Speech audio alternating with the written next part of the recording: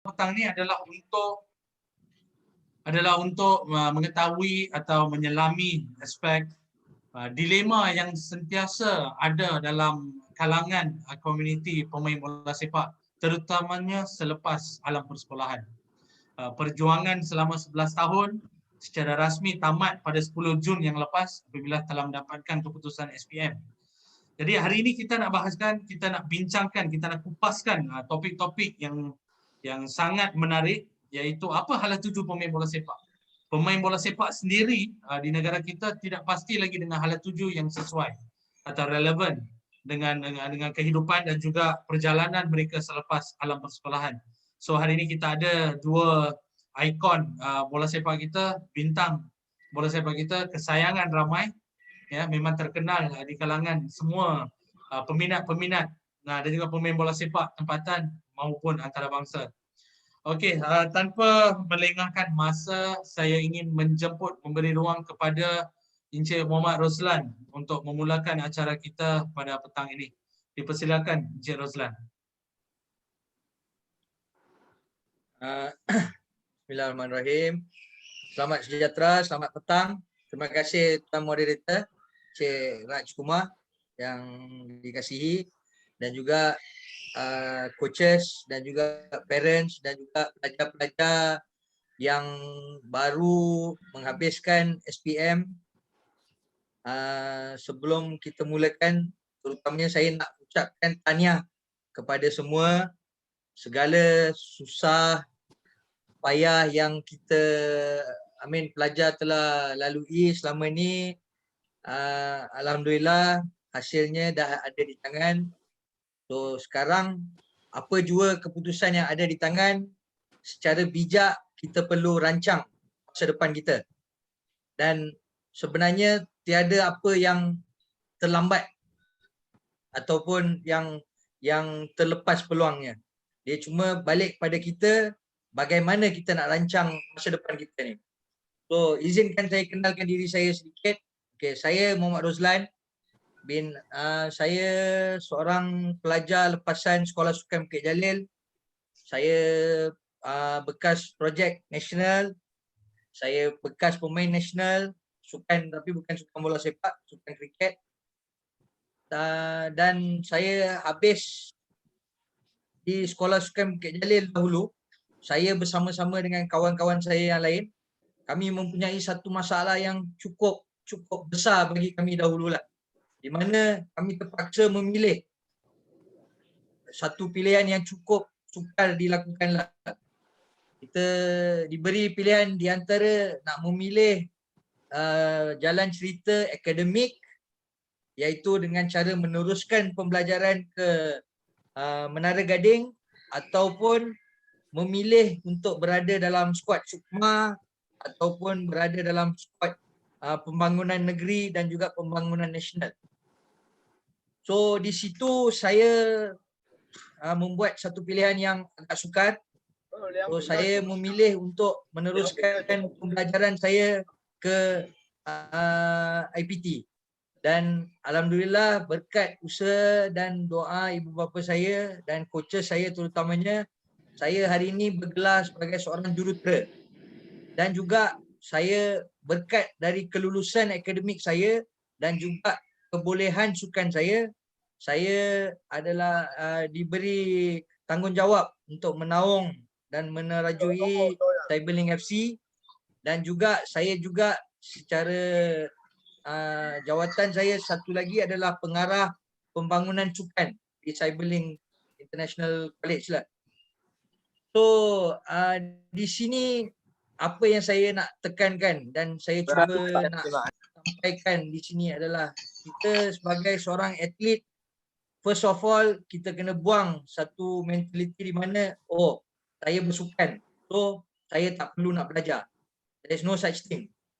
Dan sebenarnya kalau kita bersukan sahaja, benda tu akan datang satu tahap dalam karier kita di mana kita akan mula menyesal kenapa kita memilih satu sahaja cabang.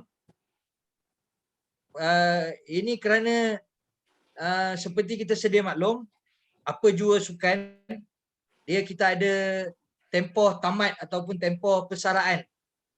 Dan tempoh persaraan sukan kebanyakannya dalam Malaysia ni maksimum sampai umur 30 ke 35 tahun. Dan kita secara amnya kelebih apa yang selebih kehidupan kita tu sebenarnya lebih dari 35 tahun tu. Kan? So secara logiknya kita sepatutnya merancang secara lebih terperinci, bukan hanya mengikut apa yang kita mahu. Sepatutnya sebijaknya kita fikir dengan cara apa yang kita perlu. So izinkan saya terangkan sedikitlah realiti pemain-pemain bola sepak dalam Malaysia sekarang ni. Okey, awak semua lepasan SPM, mungkin paling highest awak pernah sampai dalam umur awak sekarang ni, maksimum awak lepasan AMD, Akademi Muqtadari, iaitu skuad elit utama kita dalam program pembangunan bola sepak nasional. Kedua, mungkin awak lepasan Sekolah Sukan Malaysia, iaitu Bukit Jalil ataupun Sekolah Sukan Pahang ataupun Sekolah Sukan Sabah. Atau satu level bawah sikit, mungkin awak lepasan Sekolah Sukan Negeri. Ada setiap negeri ada satu sekolah sukan. Bawah lagi dari itu, mungkin awak lepasan pusat latihan daerah yang ada close to 40 plus centers dalam Malaysia ni. So hari ni setelah awak habis mengharumi perjalanan development sukan awak dari umur, let's say dari umur 7 tahun, iaitu 80, all the way sampai ke atas, sampai 17 tahun. And bila awak habis segala apa yang awak spend selama 11 tahun ni, dia akan bergantung pada pemilihan awak ke depan ni. Ini kerana pasal bila awak ada kemahuan nak bermain, walaupun awak ada kebolehan nak main, tetapi kalau awak tak diberi peluang dan tak diberi platform yang sepatutnya diberikan, maka apa jua angan-angan atau cita-cita yang awak ada akan just be as it is. So kat sini sangat penting untuk awak satu mencari platform supaya menonjolkan bakat awak, dan pada masa sama awak kena bijak mengatur masa depan awak. Macam saya kata tadi, maksimum awak nak bermain sampai umur 30. Kan? Bagi kita yang Islam ni, kita tahu umumnya umur kita maksimum 60 ke 70 tahun, let's say. So balance-nya kehidupan kita tu bergantung pada perancangan kita. Macam mana kita nak bawa diri kita ke depan. Dan kalau kita hanya bergantung 100% pada sukan sahaja dan mengabaikan akademik itu, yakin dan percayalah akan datang satu ketika dalam hidup kita di mana kita akan menyesal. Ini kerana saya boleh share, izinkan saya share sikit kawan-kawan saya yang berada dengan saya dulu Sekolah Sukan Bukit Jalil. Kami total 14 orang adalah skuad nasional. 5 tahun kami diusung, kami dihantar ke Australia, Pakistan, India. Dalam setahun paling lama kami duduk Malaysia pun 2 bulan ke 3 bulan. Tapi malangnya hari ni kalau kita nak tengok balik berapa budak yang betul-betul tengah masih aktif bermain sukan tu dan masih aktif dalam industri tu, saya rasa dalam 3 orang saja. Yang selainnya, suatu ketika dahulu satu whole nation sanjungi diorang. Hari ni ada yang bawa Grab, ada yang menjual burger, ada yang jual char-kway-teow. Dan benda ni bukannya nak mengatakan benda tu salah. Memang rezeki tu rezeki halal. Tapi sepatutnya kalau kita rancang masa depan tu secara bijak dan secara berhemat, benda tu tak sepatutnya berlaku. Pasal bila kita kata atlet elit ni sepatutnya kalau negara lain ni dah jadi cerita dia lain lah. Kan? Kalau kita ambil contohnya Iceland, saya suka ambil example ni. Iceland ni satu negara yang kecil tapi berjaya masuk World Cup. Dan kalau kita tengok dari coach dia sampai pemain dia, coach dia sebenarnya professional football coach, tapi sebenarnya dia seorang doktor gigi yang bertauliah. Dan kita tengok 90% pemain Iceland ni ada doktor, ada lawyer, ada engineer. ada peguam, dan benda ni semua takkan dia orang boleh buat, kita tak boleh buat kan. So benda-benda yang macam ni yang membuatkan kita sepatutnya berfikir, dan sepatutnya kita boleh kena berfikiran matang, dan kita kena ada very high regards pada diri kita. Pasal kita kena sebagai atlet ni, kita kena yakin dan percaya. Atlet ni ada satu kelebihan di mana orang lain duit berapa juta pun dalam akaun dia tak boleh nak cari kelebihan tu, iaitu kebolehan kerjasama berpasukan, kebolehan disiplin, kebolehan pengurusan diri, pengurusan masa, dan yang paling penting kekuatan fizikal dan kekuatan mental ni. Kan? Tak pernah lagi kita dengar atlet pergi terjun bangunan ke, terjun dalam jambatan tu ke, bunuh diri pasal hilang kerja ke, ataupun tak dapat select ke kan. Tak pernah lagi kita dengar cerita-cerita tu. Sebab utamanya pasal pemain sukan ni secara amnya kita dah dididik untuk berfikiran matang.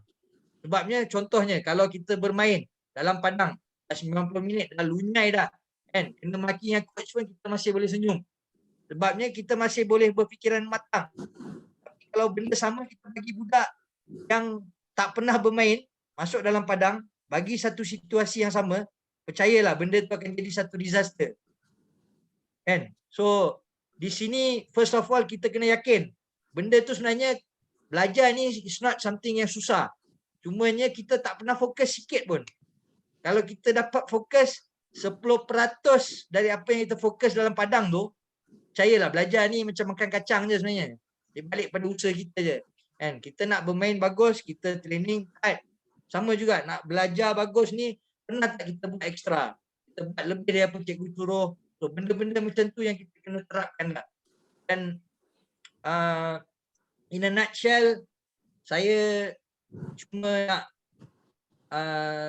apa yang saya nak sampaikan adalah selalunya untuk seorang atlet untuk pergi lebih jauh dalam karier dia maupun dalam kehidupan dia, yang sangat penting adalah perancangan.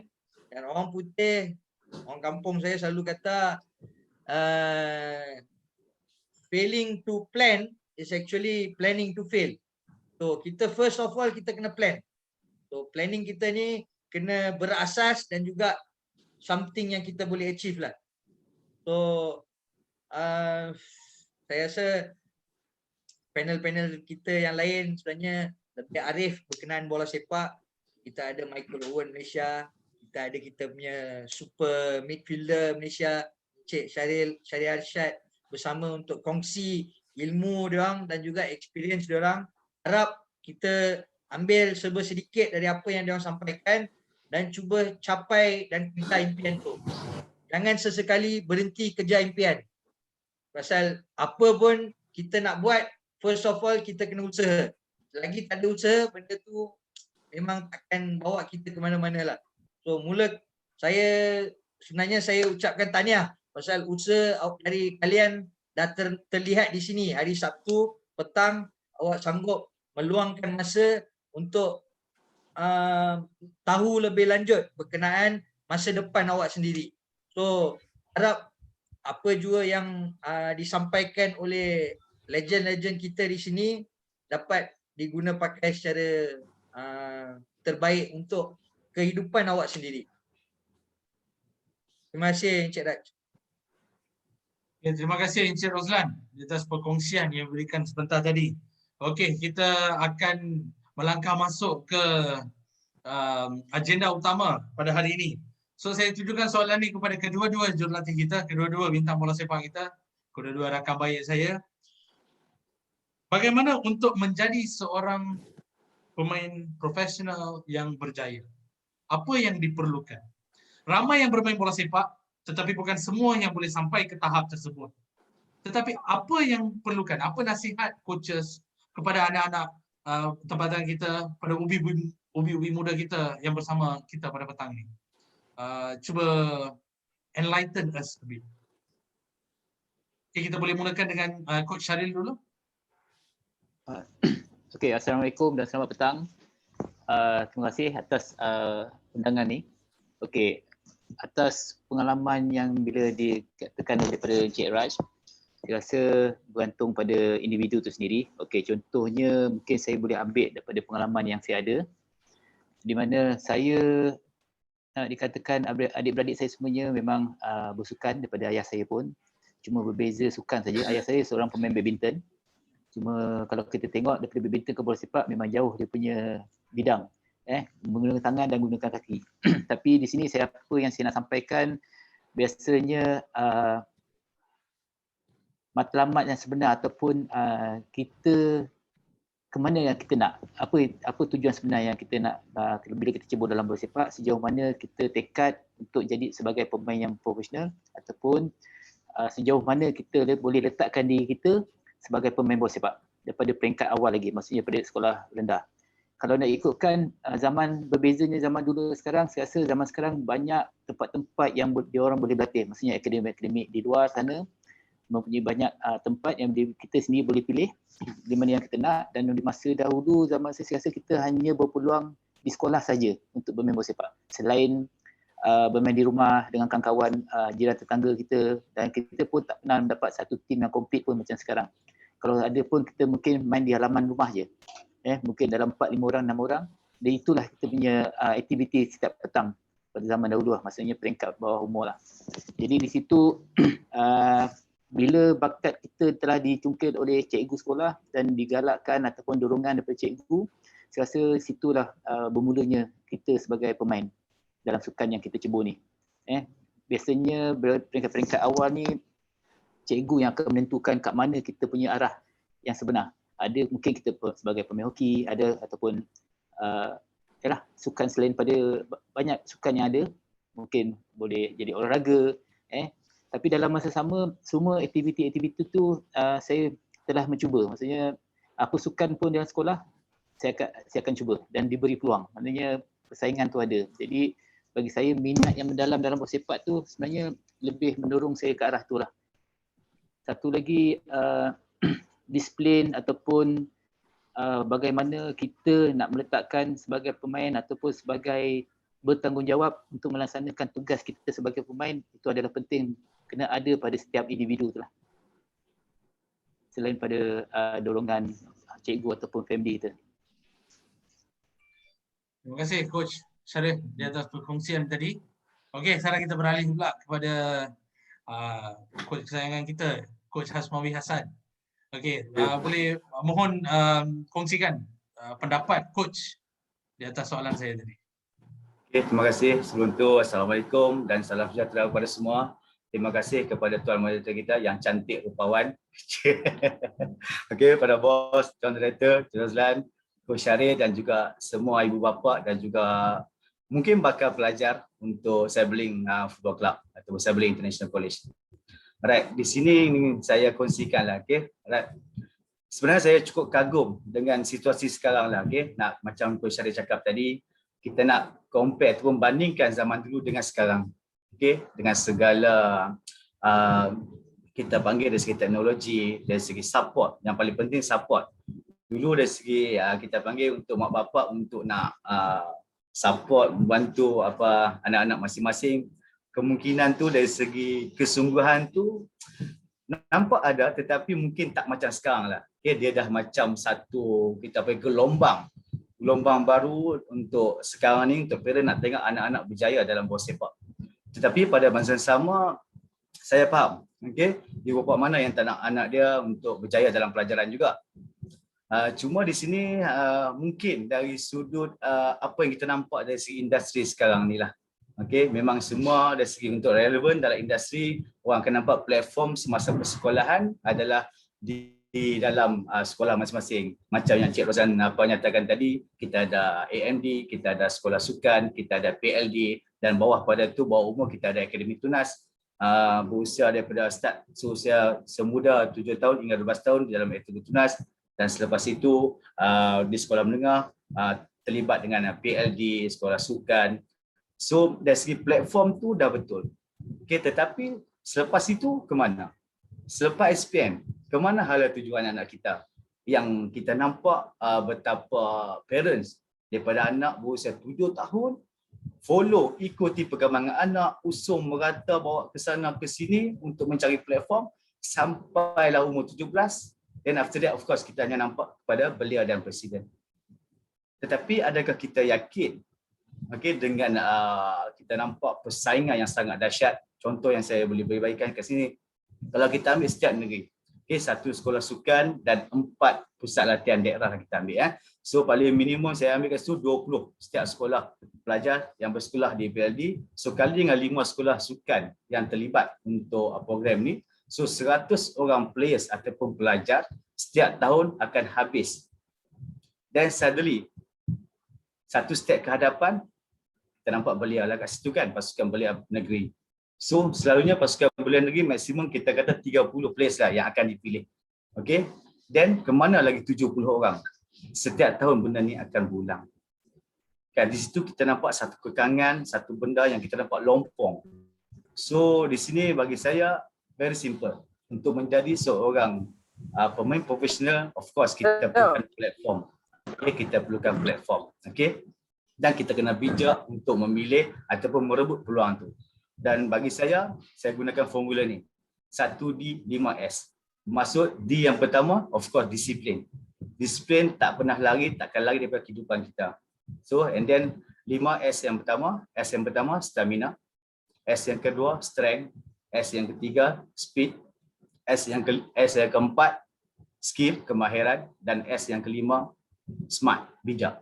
So, kita bijak. Dengan S yang kelima tu, kita dapat kawal S yang keempat ke atas tu. So, macam mana kita nak manage kita punya stamina, even though kita ada satu stamina yang sangat dahsyat, okay, tetapi kalau kita tak dapat kontrol kita punya stamina, kita just berlari satu padang je lah. Itu contoh yang saya boleh bagilah. Dan macam mana kita nak menggunakan bijak kita tu, smart kita tu, untuk kita kontrol masa menggunakan kemahiran kita dalam tajuk skill tadi. So, untuk kita keluar daripada segala permasalahan dalam padang. So untuk menjadi player seorang profesional, saya rasa kita kena lengkapkan diri kita dengan segala elemen ini sebelum kita menempuh real situasi sebenar dalam industri. Terima kasih. Terima kasih Coach. 1D dan 5S. Suatu yang baru saya pun belajar. Cuma untuk saya stamina itu mungkin terlambat sikit. Okay, leaving joke aside. Okey Coach, pernah tak dalam kehidupan Coach, terutamanya selepas habis persekolahan, kalau tak salah saya, Coach dulu tingkatan 5 dekat Gua Perahu. Betul, saya tak pasti. Gua Perahu ya. Okey, so pernah tak dalam kehidupan Coach ada situasi di mana kena memilih di antara pengajian tinggi dan bola sepak? Pernah tak terlibat dalam kemelut seperti itu? Okey, perkara ni, isu ni saya rasa bukan kata saya seorang. Semua orang pernah menghadapi permasalahan ini. Siapa saja terpaksa buat memilih untuk sambung belajar ataupun buat sesuatu benda yang dia minat lah. Okey. Tentang topik kita cakap ni tentang bola sepak pada hari ni. Okey.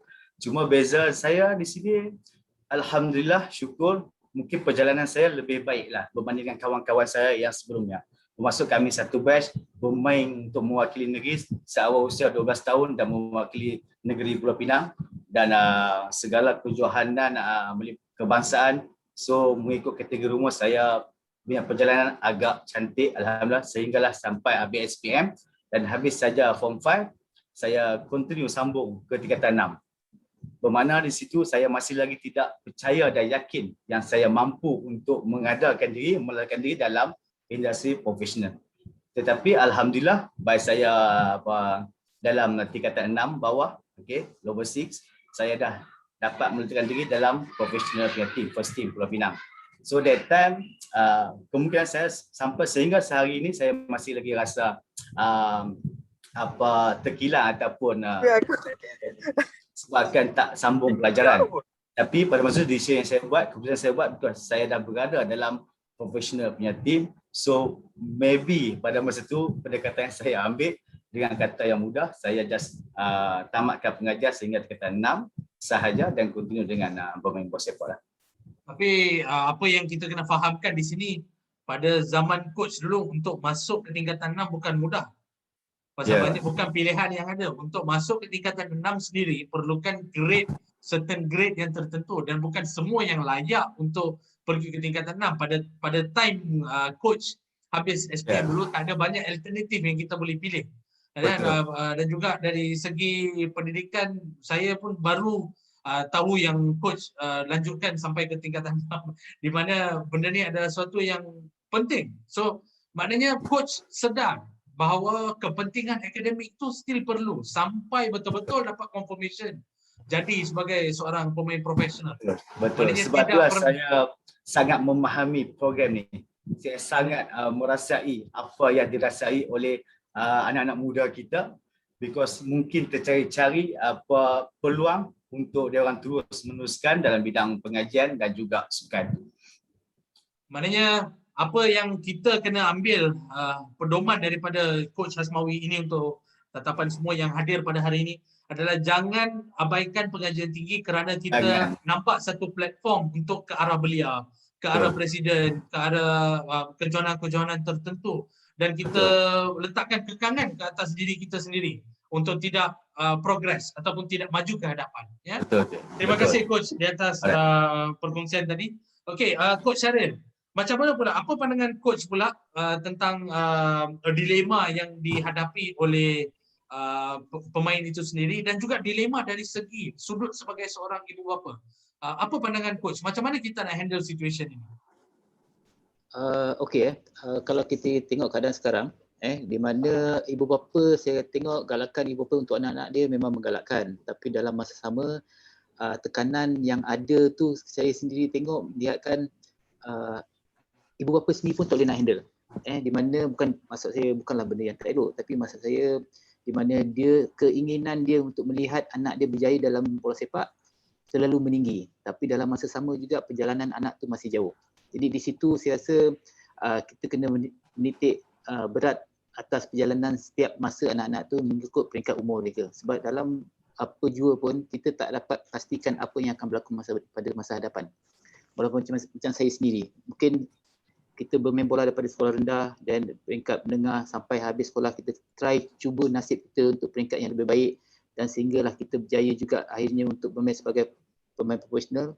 Dalam masa yang sama juga akhirnya kita terpaksa juga berhenti daripada main bola sepak. Dari situ baru dah terfikir, dan saya sendiri pun selepas berhenti dan kita melihat sendiri zaman di mana kita berhenti tu jauh berbeza pada zaman yang kita berhenti sekolah. Maknanya keperluan yang perlu kita ada pada masa itu. Jadi bagi saya apa yang diadakan untuk masa kini, pembelajaran adalah penting untuk setiap pelajar lepasan sekolah untuk menyambung terus belajar. Di situ bila kita apa yang saya lihat di Cyberlink, dia memberikan peluang yang berbeza kepada bakat-bakat bola sepak untuk meneruskan belajar dan dalam masa sama untuk meneruskan karier dia sebagai pemain bola sepak. Di sini saya melihat dia tak mengikat dan tak menghadkan perjalanan karier dia sebagai seorang ahli sukan. Dia lagi menggalakkan, dia lebih terbuka kepada bakat yang ada, dan bagi mereka yang boleh pergi lebih jauh daripada apa yang mereka mampu, kita sentiasa akan galakkan. Dan situlah saya sendiri pun berminat apa yang ada kat sini. Jadi saya sendiri pun selepas retire dan dalam masa sama setelah umur saya 40 tahun pun saya still mencari tempat untuk belajar. Saya adalah salah seorang daripada Cyberlink punya pelajar. Saya baru habis, sebelum ni dah habis 2 sem dalam perancangan untuk menghabiskan diploma ni. Jadi saya rasa keperluan semasa tu sebenarnya membuatkan kita kena bagi tahu anak-anak muda ni di mana bola sepak belum menentukan jaminan masa depan. Dan kita setiap tahun akan melihat berapa ramai lambakan pemain-pemain yang sentiasa mencari peluang yang begitu terhad untuk mereka. Di sini juga bila saya memasuki dalam Cyberlink, kita melihat pemain-pemain, dan bila kita Cyberlink mewujudkan pasukan utama M3, di situ kita melihat berapa ramai pemain-pemain yang terlepas dari peringkat umur dan tiada tim yang untuk meneruskan kejayaan. Jadi jika kejayaan bola sepak tu terhalang, jadi di mana akan mereka pergi selain pada mencari peluang pekerjaan. Dan bila kita melihat balik background maksudnya pemain, jika kita hanya berpandukan kepada keputusan SPM semata-mata, saya rasa zaman sekarang SPM ni dah macam zaman saya mungkin SRP. Jadi sekarang ni SPM terlalu rendah kelayakan untuk kita mendapatkan pekerjaan. Jadi di situ bila adanya peluang macam ni, saya rasa pemain-pemain bola sepak yang di sana yang lepas sekolah memang bagi saya perlu untuk mengikuti apa yang ada dekat Cyberlink. Jadi situ mereka ada banyak pilihan di mana jika karier sebagai pemain bola sepak mereka terhad, dalam masa sama mereka dah bersedia untuk menukar kerjaya pada benda yang lain. Terima kasih Coach. Okey, lagi satu soalan. Mungkin ini saya tujukan kepada Ketua Pegawai Eksekutif kita Encik Rozlan. Ya. Kita di sini membincangkan isu di mana akademik dan juga sukan adalah penting. Both are the same sides of the same coin. Maknanya kedua-dua aspek ini adalah dua belah yang sama dari satu shilling, ya. Depan belakang, maknanya dua belah ada bercantum, baru dia jadi ada nilai mata wang dia. So dekat sini pun kita tekankan kepentingan akademik dan sukan, ya. Tapi bagaimana pelajar ataupun katakan mereka lanjutkan pengajian tinggi sama ada di Cyberlink, ya. Bagaimana mereka akan maintain balance between these two elements? Macam mana, apa kelebihan? Macam mana dia ada balancing effect kat sini? Macam mana dia akan jadi seimbang? Boleh Mon share pasal sedikit pendapat tentang perkara itu. Okey, terima kasih Encik Raj.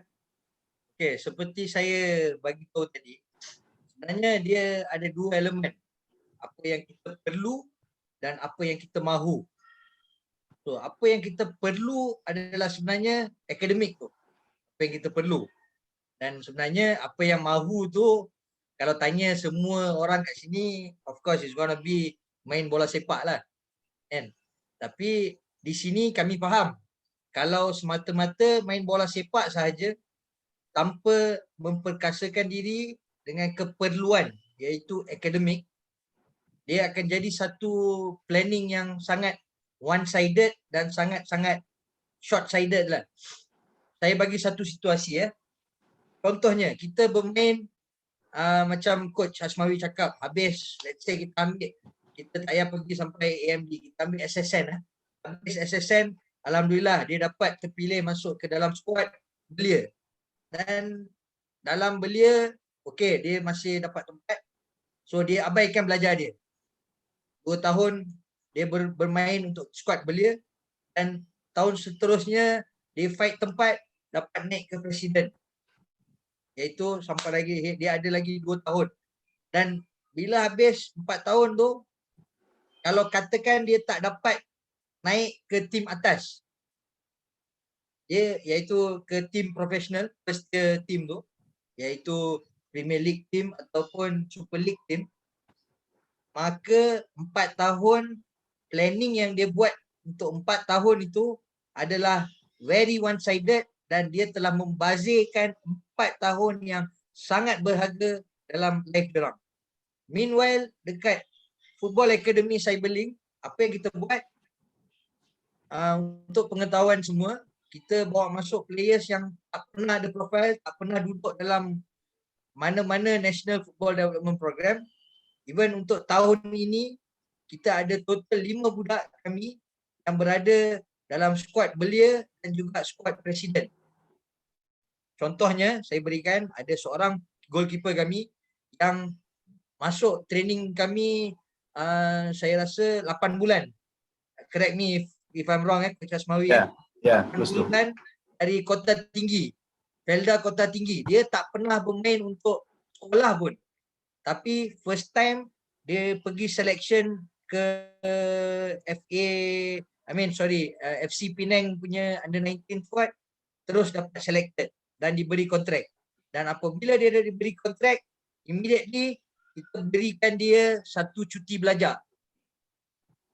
Supaya sebabnya peluang untuk dia bermain bersama kontrak tu bukan semua player akan dapat. So apabila dia dapat kontrak tu, kita berikan dia cuti belajar supaya dia boleh lebih fokus pada permainan dia.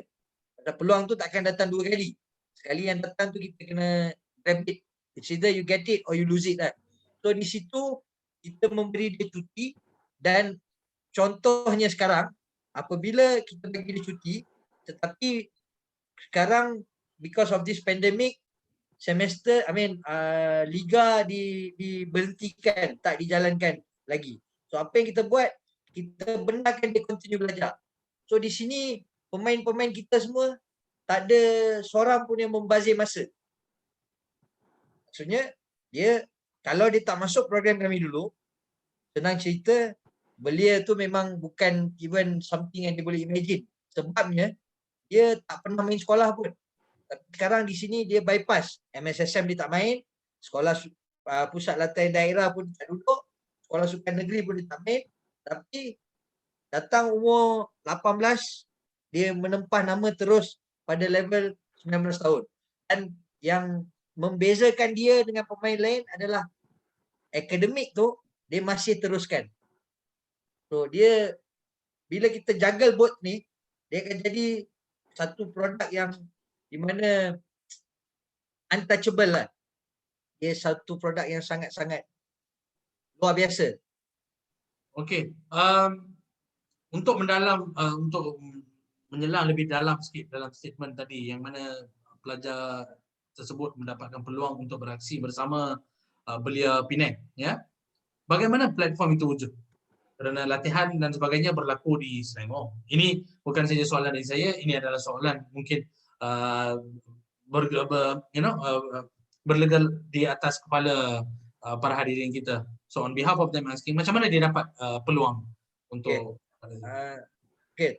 dia macam ni, Cik Raj. Dia kita pada mulanya 2018 program ni kita mulakan. So pada tahun 2018 kita develop player, kita nak fit player tu pada tim lain. Tak banyak tim yang nak lihat kita pasal kita ni satu tim yang sangat kecil.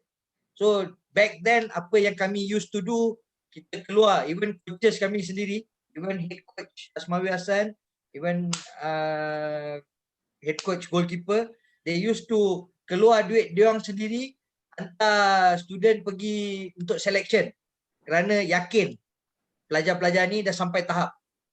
Based of course berkat ilmu pengetahuan yang dia ada dan experience yang dia ada. Tapi hari ni scene dia sedikit berbeza, Cik Raj.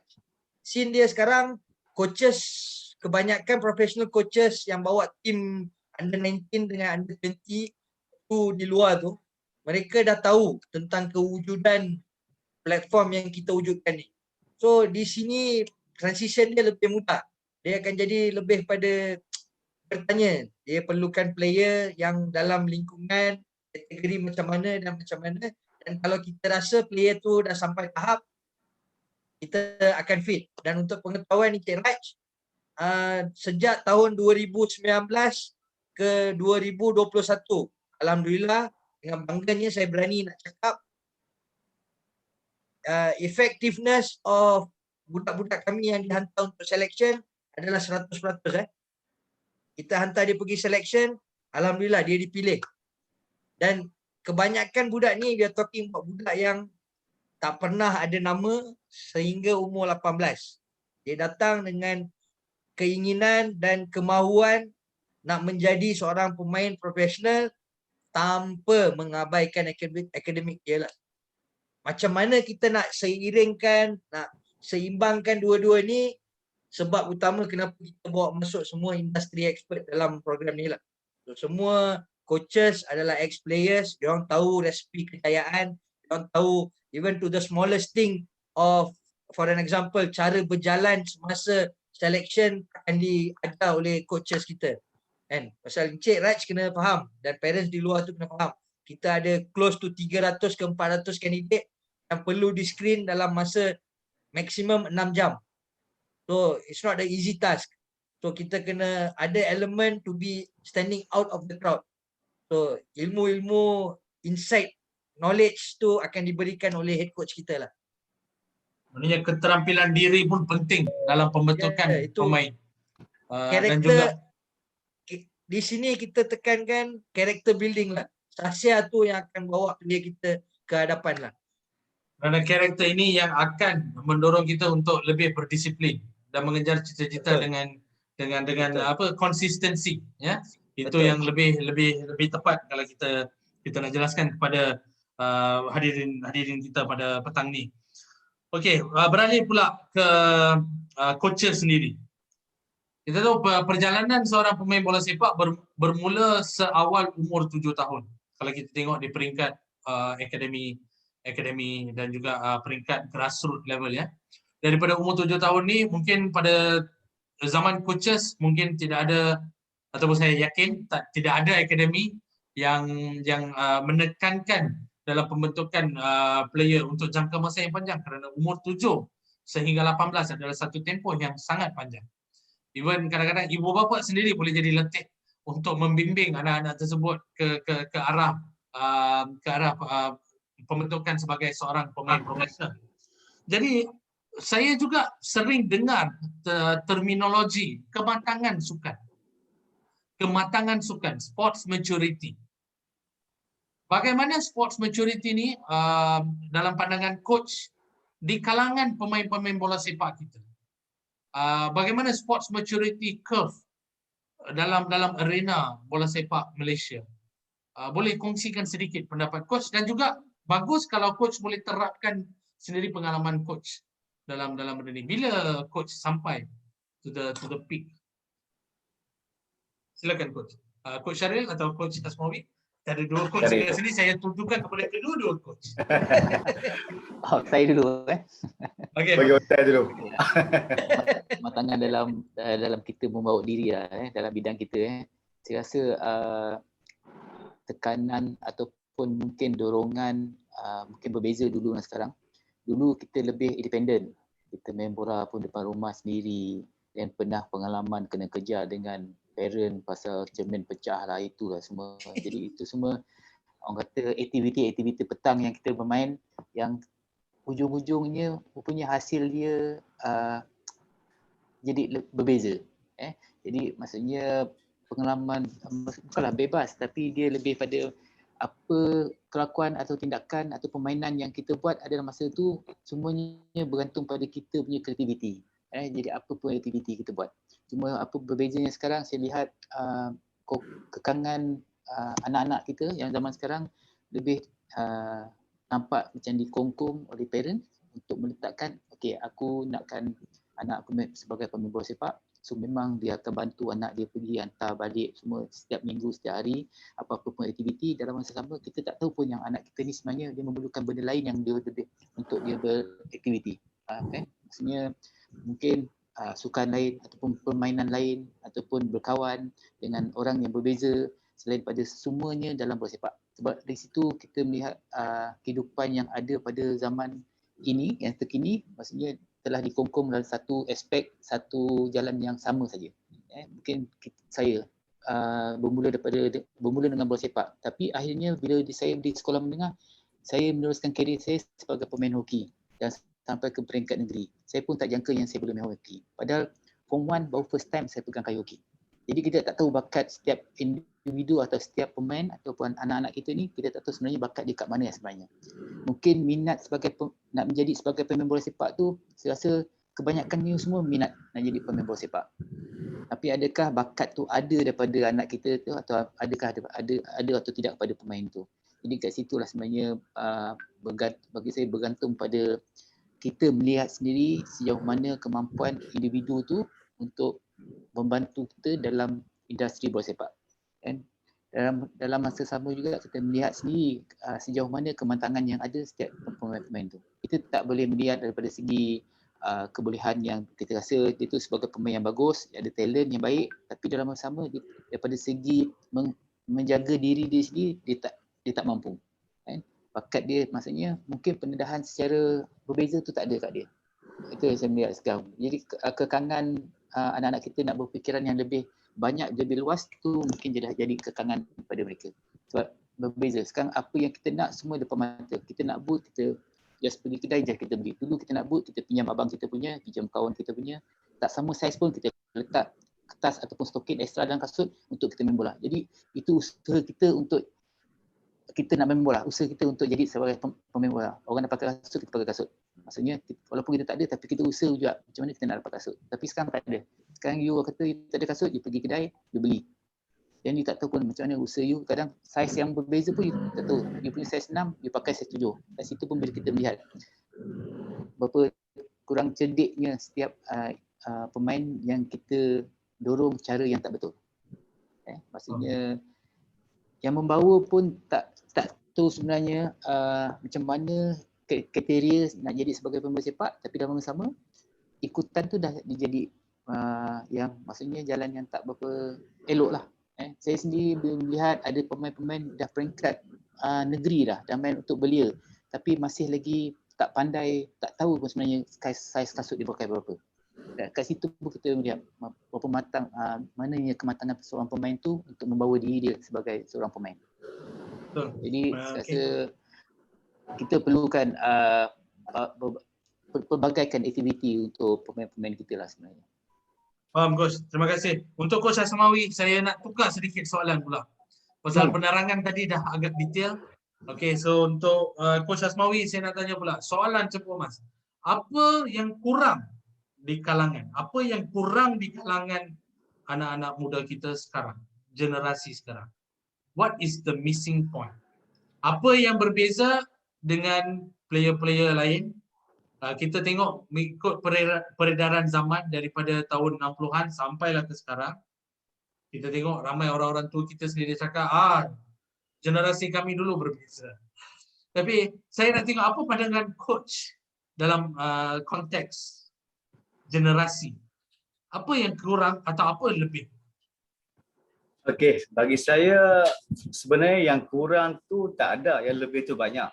Cuma mungkin membezakan dari segi jati diri ataupun kita panggil dari segi semangat dalaman, kerohanian. Okey, bermaksud dulu kita banyak kekurangan dari segi fasiliti, dari segi teknologi, dari segi platform. Okey, tetapi membuatkan individu itu berjaya disebabkan diri dia. Dia mampu dan dia mahu sesuatu dengan sesungguh-sungguhnya. Kemungkinan sekarang ni, kemungkinan bagi saya lah, pada pendapat saya, disebabkan mungkin segalanya dapat dengan mudah mungkin. Okay? Maksudnya semuanya dah terhidang di depan mata. Contoh nak bermain di pasukan mana, nak belajar di akademi mana. So just pilih saja. Okay? Di mana yang dia nak main. Okay? Dan untuk ada segi attire, pakaian, dari segi peralatan, kasut, semua nak macam Ronaldo. Apa yang Ronaldo pakai, semua nak yang tu. Okay? Tetapi benda tu yang kita rasa satu benda yang agak kurang disebabkan mungkin juga dari sudut parents sendiri yang sangat membantu, yang mungkin kadang-kadang sometimes ada setengah juga yang parent mendahului anak. Bermaksud player yang parent ibu bapa yang bersungguh-sungguh untuk meletakkan anak dia sebagai seorang pemain bola sepak. Okay, tetapi hakikatnya kita tahu dari segi dalaman anak kita sama ada dia betul-betul mahukan benda tu ataupun just ikut apa yang parent cakap kan. Tapi satu benda yang kita nampak adalah semangat perjuangan dalaman diri itu. Sesungguhnya bila kita mahukan sesuatu, kita akan bertindak dalam benda yang luar biasa. Maksud tindak tandukkan kita dari segi training ke, effort kita ke, semuanya tak boleh biasa-biasa, mesti luar biasa. So benda tu yang saya rasa kurang. Terima kasih Coach. Sama juga Cik dengan Raj, pendapat saya. Ya, Encik Rozlan. Saya nak tambah sikit Ya. So, kalau nak tengok perbezaan ketara lah berbanding zaman dahulu punya player dengan player yang zaman sekarang. Even professional seperti player macam Kante yang fenomena baru ni, Chelsea player. Sebelum dia menjadi seorang pemain profesional, dia sebenarnya seorang accountant yang bertauliah. Sama juga macam player macam Ashley Cole. Dia pemegang 2 degree. Frank Lampard, dia pemegang masters. John Terry pemegang masters. Dan kalau semata-mata duit yang dicari, saya rasa diorang seminggu gaji dah settle dah kan. Tapi di sini penekanan tentang education, importance of education tu dah terselah sedikit di luar sana lah. Okey. Berani nanti lebih kurang dalam 6.40 nanti kita tidak lama lagi kita akan buka ruangan untuk sesi soal jawab bersama players dan juga bersama ibu bapa. Tapi sebelum tu saya juga ingin tekankan yang program pelajar atlet di Cyberlinks ternyata memberikan platform yang mengikut Encik Rozlan dan juga coaches mention tadi kena seiring dengan kemahuan dan juga keperluan. Dua faktor yang sangat penting dalam hidup. Tapi bergantung macam mana kita nak imbang benda ni ya. Dan juga saya juga nak kongsikan sedikit pasal background pada pelajar-pelajar atlet kita yang saya pun selalu bertemu juga, saya pernah hadiri dia punya game dan sebagainya. Salah satu masalah adalah dari segi kekangan kewangan. dan juga yang menjadi sangat satu adalah satu elemen yang sangat mencabar dan tak boleh diselesaikan oleh sesiapa kerana kewangan, ya. Ini melibatkan kewangan dan sebagainya. Dan juga saya ingin mengambil kesempatan ini untuk berkongsikan tentang program kita yang bakal dilancarkan tak lama lagi, adalah Diploma dalam Pengurusan Keselamatan dan Kesihatan Pekerjaan. Program ini tidak ada pada tahun-tahun yang lepas. Jadi tahun-tahun ini kalau ada di antara anda yang berminat untuk melanjutkan pengajian dalam bidang keselamatan dan kesihatan dan juga ataupun OSH, ya, dalam pendek kata, ini juga menjadi peluang untuk pelajar mendapat allowance sebanyak RM350 sebulan, ya. Tapi bergantung tertakluk kepada terma dan syarat. Kalau perlu informasi yang lanjut, nanti kami akan sharekan dalam grup tersebut, ya. Jadi saya minta kerjasama parents dan juga pemain-pemain bola sepak ni semua, supaya jangan terus keluar daripada grup selepas sesi kita, seminar ini. Kerana grup ini kita ada juga banyak yang kita akan kongsikan. Ada banyak lagi seminar-seminar yang akan dibawa pada masa depan. Untuk 10 Julai pula, 3 Julai kalau tidak salah saya, ada lagi satu sesi bersama Coach Syaril dan Coach Asmawi. Ada juga banyak perbincangan tentang keperluan industri, apa trend-trend terkini dalam korporat dan juga dalam kehidupan seorang pelajar. Banyak benda yang kita akan kongsikan along the way. Ya, jadi itu hanya sedikit yang saya nak kongsikan, dan juga saya ingin mengambil kesempatan ini juga sebelum saya lupa untuk berterima kasih kepada Hakaklo. Ya, Hakaklo adalah penaja rasmi jersey kita yang telah menyokong perjalanan kita dari sejak permulaan lagi, ya, dan Hakaklo juga akan menaja pasukan kita untuk yang bakal ke peringkat Liga M3, ya. Cuma tarikhnya belum dikonfirmkan lagi, tapi Cyberlink bakal beraksi dalam Liga M3 sebagai college pertama dalam Liga M3 ini akan beraksi di bawah kapasiti sebuah college, ya. Ini saya nak kongsikan. Okey, bergerak pula ke soalan yang seterusnya. Saya ada satu lagi yang saya nak tanya, macam mana dengan progres projek program student athlete ataupun program pelajar atlet ni? Bagaimana proses keseluruhannya? Mungkin dalam 5 minit kita boleh bincangkan supaya hadirin kita faham bagaimana proses, apa yang kita buat, apa yang special. Saya boleh main bola sepak dekat mana-mana yang saya nak. Apa specialitinya berlatih di bawah bimbingan Hasmawi dan Syaril Arsyad? Ini adalah persoalan daripada parents sendiri mungkin. Mungkin boleh kongsikan sedikit dalam konteks ini. Okay, alright. Yang spesialnya di sini senang cerita satu benda lah. Okay? Dalam setiap proses pembangunan atau pembangunan bola sepak, yang paling penting adalah facility. Okay? Kalau tak ada padang sendiri, kalau tak ada tempat sendiri, so macam mana kita nak bercakap pasal pembangunan bola sepak? Dan benda ni berani saya cakap, even though tak ada satu negeri, bukan tak ada negeri, berapa banyak state team yang ada padang sendiri, facility sendiri. So di sini keperluan dia, di sini kita ingin saya kongsikan, di Cyberlink kita ada 3 padang sintetik sendiri, kita ada gym kita sendiri, kita ada pusat latihan kita sendiri yang menempatkan pelajar-pelajar makan, minum, belajar dan juga nutrisi pemakanan yang kita jaga. So semuanya penting untuk proses pembangunan pelajar kita sebagai seorang pemain bola sepak. Okay. Untuk program bola sepak pula saya telah khususkan untuk 4 elemen. So di sini kita pelajar-pelajar datang berbagai-bagai background, berbagai profil. Ada yang biasa main bola, ada yang tak biasa, ada yang paling tinggi pun pusat latihan daerah. Okey. Tetapi di sini kita bahagikan kepada 3 pasukan. Kita ada tim A, B dan C. Khususnya tumpuannya lebih kepada, untuk contoh tim C saya boleh ceritakan kat sini, tumpuan lebih kepada technical part, bermaksud kemampuan kemahiran individu. Okay. Contoh maybe passing kaki kanan dan kiri, dribbling 1v1. Okay. Sebenarnya tu kalau kita nak sebelum kita bawa ke stage yang kedua, bermaksud sebelum dia capai ke tim B, dia mesti mampu dan meningkat dari kemampuan technical part dia.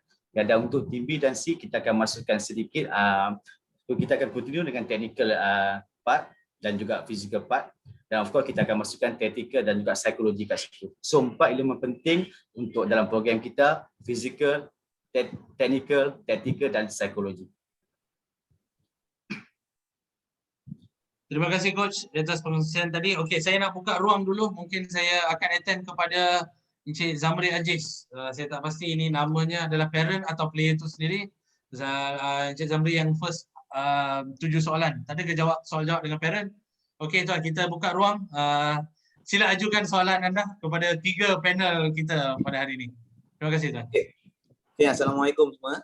Waalaikumsalam warahmatullahi. Assalamualaikum Mas Mawi, Ya, saya. Syaril, Cik Roslan. Waalaikumsalam. Okay, selamat petang ya, Mr. Raj. Selamat datang tuan. Okay, saya nak tanya, ada beberapa soalan. Pertama, Cyberlink ni sejak bila ditubuhkan ya?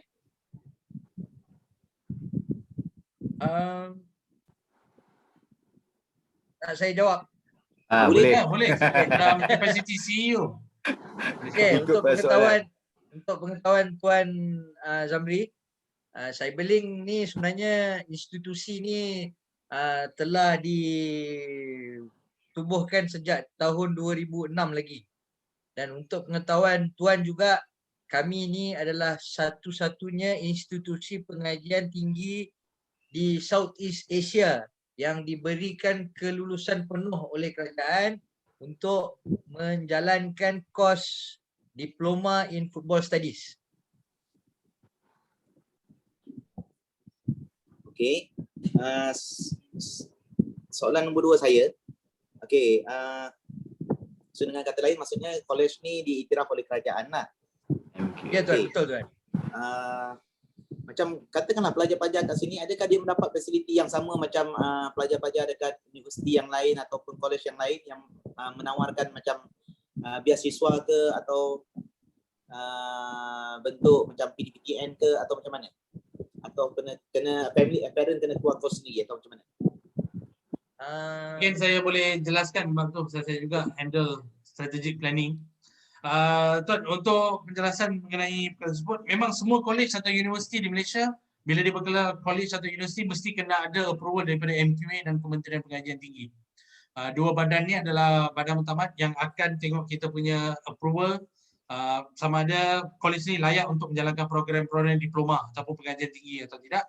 Kita telah diluluskan kita punya program, maknanya program ini juga diteliti setiap 5 tahun sekali oleh pihak MQA untuk tengok keberkesanan program dan juga untuk evaluate program sama ada program ini selari atau tidak. Berkenaan kemudahan kewangan, kita ada sediakan kemudahan pembiayaan PTPTN. Maknanya PTPTN seperti pinjaman kewangan PTPTN hanya akan diberikan jika college itu diiktiraf oleh kerajaan sendiri. So bila kita tengok college ni, kalau kita nak compare dengan college lain dengan college Cyberlink, mungkin dari segi penawaran assistant PTPTN dan semuanya adalah sama. Ya, ada lebih kurang sama. Mungkin ada perbezaan dari segi yuran dan sebagainya. Tapi di sini Cyberlink apa additional advantage yang kita bagi kepada untuk pelajar-pelajar atlet ini adalah dari segi kemudahan bola sepak yang disediakan untuk pelajar. Maknanya pelajar hanya akan bayar yuran dari segi untuk pengajian mereka, dan untuk pembangunan bola sepak pula tidak dikenakan sebarang yuran kecuali untuk asrama ataupun makanan. Dan makanan juga macam tadi Tuan Asmawi highlight, kita juga sediakan nutrition specialist kita yang tersendiri yang dah rancang menu dan sebagainya. Tapi disebabkan pelajar-pelajar kita juga bukan daripada golongan yang berada. So apa yang kita cuba tolong mereka adalah kita sediakan hidangan mereka 3 kali sehari pada satu fee yang minimum, RM9 atau RM10 saya tidak pasti, mungkin Cik Roslan tahu. Kita akan kongsikan. Izinkan saya tambah sikit dah. Ya. Apa yang bezanya di sini, kami faham dan akur tentang keperluan bila kita nak develop dia tu, keperluan nutrisi tu lah. So di sini kita satu kos untuk pemakanan 3 kali makan adalah sebenarnya RM20. Tapi management akan subsidizekan RM10 dan balance RM10 tu akan ditanggung oleh parents. Sama juga untuk penginapan, seperti Encik Raj bagi tahu tadi, kebanyakan pelajar kami adalah B40, golongan B40 ni, so kita cuba nak mudahkan seberapa banyak yang mungkin. So untuk penginapan dia pun yang sepatutnya RM300, dia akan hanya bayar dalam 190 lebih saja. Dan yang paling utama sekali, pembangunan bola sepak profesional. Di sini memang tak ada mana-mana institusi dalam Malaysia, saya berani nak kata benda ni di mana memberikan peluang yang sama rata kepada semua pelajar yang masuk di bawah program pelajar atlet. Di sini kita berikan. Mana kita bagi dia satu program pembangunan bola sepak yang kos dia satu orang tu sepatutnya RM200 sebulan, ditanggung sepenuhnya oleh institusi Cyberlink. Harap itu menjawab soalan Cik Zamri lah. Okey, terima kasih atas penjelasan Cik Roslan. Dan yang Ya, terakhir baik, sekali, boleh tak saya tanya, bila Cik Roslan cakap tadi, college ni memang 100% fokus on bola sepak, pembangunan bola sepak secara profesional. Ya tuan. Okey. Boleh tak saya tahu sebab apa yang saya dipahamkan tadi dari segi briefing yang dibagikan tadi adalah college ni juga ada, maksudnya pelajar tu tak tertinggal dari segi akademik, betul tak? Okey. Ya tuan. So boleh saya tahu berapa lama tempoh belajar, berapa lama tempoh latihan? Okey tuan, untuk soalan tuan tu, dia balik pada tempoh pengajian student tu sendiri. Kalau student tu masuk peringkat sijil, maka tempoh pengajian dia akan 1.5 tahun. So sepanjang 1.5 tahun tu dia akan dapat program pembangunan bola sepak yang profesional dan teratur. Untuk yang diploma ni pula, dia tempoh secara amnya 2.5 tahun diploma dia. So sepanjang 2.5 tahun tu, pelajar akan dapat melalui satu fasa pembangunan bola sepak secara profesional. Melainkan in between, macam saya bagi example tadi, student kami yang dapat selected pergi ke Belia kan. So dalam tempoh 8 bulan kami develop dia, ada tim dah berminat nak ambil hikmat dia. So di sana kita akan release dia dari camp. So dia akan pergi meneruskan mengejar impian dia untuk menjadi pemain profesional lah. So kita akan develop dia, dan bila sampai masanya kita akan cuba fit dia ke tim-tim yang lebih atas dari kami lah, supaya dia terus, budak dapat terus mengejar impian lah. Cik Roslan. Ya saya. Last tanya. Ya tuan. Okey, saya faham apa yang Cik Roslan cakap tu. Okey tuan. Maksud saya tempoh lama belajar tadi tu, maksudnya waktu latihan tu berapa jam? Adakah 2 jam ke, 1 jam ke, maksudnya lebih pada waktu belajar daripada waktu latihan. Kalau setakat 1 jam tu saya rasa macam sekolah jugalah kan. So kalau kita tengok player footballer ni, dia kalau nak go to professional ni dia lebih waktu latihan tu yang saya nak tahu tu. Ya. Okey Tuan Zamri, dia macam ni Tuan Zamri. Kami mempunyai satu program latihan yang teratur lah. So dalam seminggu dia ada elemen endurance, ada elemen strength building, ada elemen technical ability. So dia ada satu program latihan yang teratur. So akan ada hari yang mungkin pelajar terpaksa berlatih 2 jam di pagi, petang tu pula dia bermain bola. Ada setengah hari ni di mana dia hanya berlatih hanya di waktu petang saja. Ada setengah hari dia akan hanya berlatih di pagi saja. So semua tu balik pada program latihan dan bergantung pada planning yang kita atur according to that season lah. Pasal kita tak nak budak peak terlalu awal ataupun budak semasa off season kita demand terlalu banyak dengan budak, end up budak peak terlalu lebih sebelum sepatutnya dia peak, adalah satu pembaziran juga. So balik of course dengan ilmu pengetahuan coaches kami yang vast experience yang dia ada, dia orang memang by every tahun tu, awal tahun tu kita akan ada program latihan untuk skuad mana yang anak akan duduk bersama lah. Harap itu menjawab soalan Cik. Okey, terima kasih Cik Roslan. Ya, sama tuan. Okey, terima kasih atas soalan-soalan yang bagus tadi tuan. Saya harap yang tu dapat juga membuka merungkai persoalan yang mungkin ada pada peserta-peserta lain juga. Okey, ada juga soalan yang kita terima, bagaimana dengan pelajar yang berada di Sabah? Ini untuk pelajar-pelajar Sabah, kita bukannya tak sinonim lagi dengan player dari Sabah. Mungkin Rozlan boleh jelaskan lebih lanjut. Okey, untuk pengetahuan semua, kami sebenarnya sangat dekat dengan Sabah. Kita ada kerjasama erat dengan Ketua Jurulatih Negeri dan juga Ketua Jurulatih Pusat latihan. Dengan kerjasama tu kita dah berjaya cokil banyak player dari Sabah keluar ke sini, dan yang paling kami banggakan adalah tahun lepas kita sebenarnya ada 2 player kami yang tak pernah bermain peringkat sekolah, tak pernah bermain peringkat negeri ataupun daerah sehingga umur 18 tahun, tapi berjaya mendapat kontrak bersama tim Presiden Sabah, Presiden Cup Sabah, iaitu Jasrin dan juga Eric. Eric dari Ranau, Jasrin ni dari Sempurna Sabah. Dan mereka ni kalau tak silap saya, Coach Asmawi, tahun ni mereka masih bersama Presiden Cup kan? Ya, tak. Ya, okey. So seperti yang saya sebut tu, memang kita sangat dekat dengan Sabah dan kita memang banyak players kami dari Sabah. Kalau cakap Sabah yang baba tu saya boleh cakap sikit-sikit lah. Boleh, Bah. Okey, pelajar Sabah nak ke Semenanjung ke? Soalan seterusnya adalah, adakah pelajar Sabah akan ke Semenanjung? Seperti yang saya maklum tadi, memang kita ada kerjasama erat dengan player-player dan klub-klub dari Sabah. So kalau bukan masa COVID ni, memang kebanyakannya kami dengan coaches memang akan turun ke Sabah dan pergi ke semua daerah untuk buat selection di sana dan dihantar ke sini. Tapi memandangkan COVID ni, kita tak dapat ke Sabah, tapi kita ada pegawai kami di sana seorang, Encik Bonelli Jamadil, yang sangat-sangat aktif dan sangat-sangat dikenali di kalangan coaches di Sabah, yang beliau sendiri akan turun dan settlekan semua dari segi proses kemasukan pelajar Sabah ke Semenanjung ni lah. Dan untuk kali pertama penerbangan mereka ke Semenanjung akan ditanggung juga oleh klub untuk pengetahuan pemain-pemain Sabah dan Sarawak ni, supaya kita dapat nak mudahkan perjalanan mereka untuk mengejar impian mereka lah.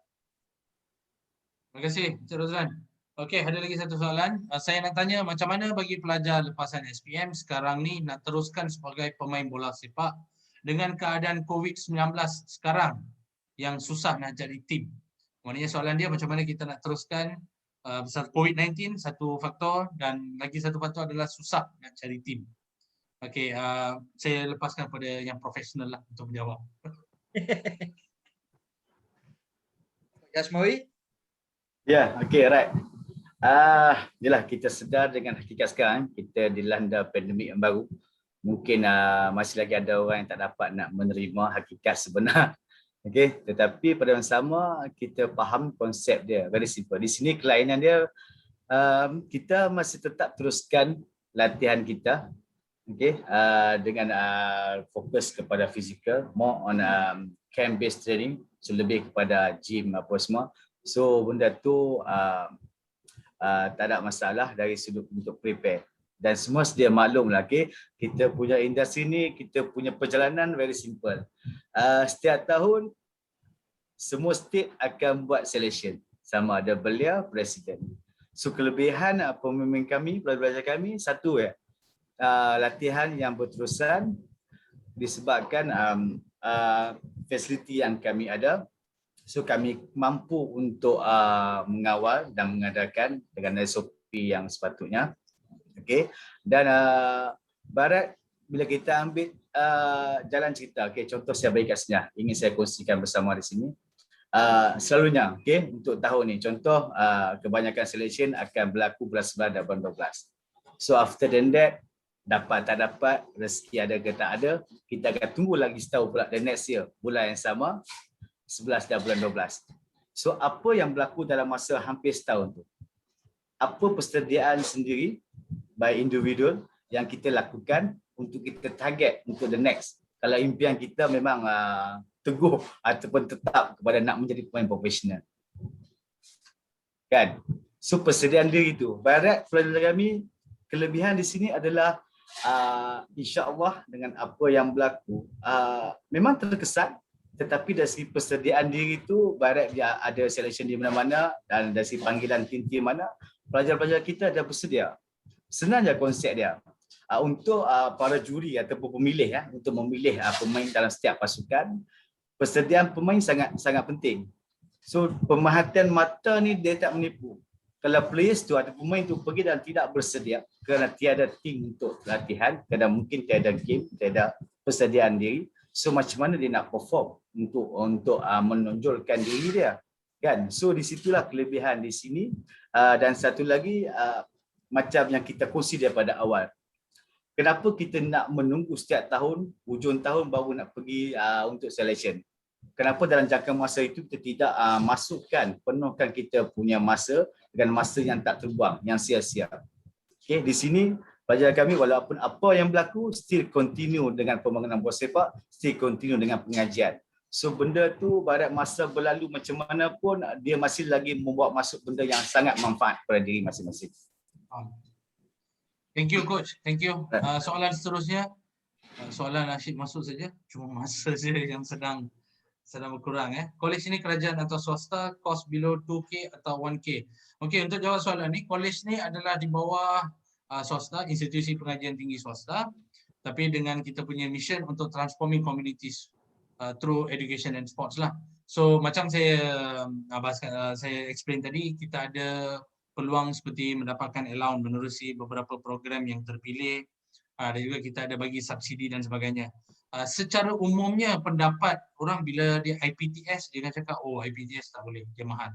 Tapi kalau kita bandingkan kos-kos yang mungkin kita tempuhi melalui even pinjaman PTBTN bukanlah sangat tinggi. Dan juga kos ini juga adalah berbeza mengikut program-program. Saya tak boleh ambil masa sekarang untuk explain pasal kos, pasal dia akan ambil lagi 1 jam. Ya, so kita akan kongsikan segala flyer atau informasi yang perlukan melalui WhatsApp group. Masukkan je soalan, kalau kita tak dapat attend hari ini, kita akan attend one by one. Atau you juga boleh berhubung dengan kaunselor yang pernah contact kamu untuk join program kita. Dia juga boleh berikan panduan yang lebih teliti dan terperinci. Ya. Dari segi kewangan, apa yang kita boleh aturkan, kita boleh juga explain secara lebih detail.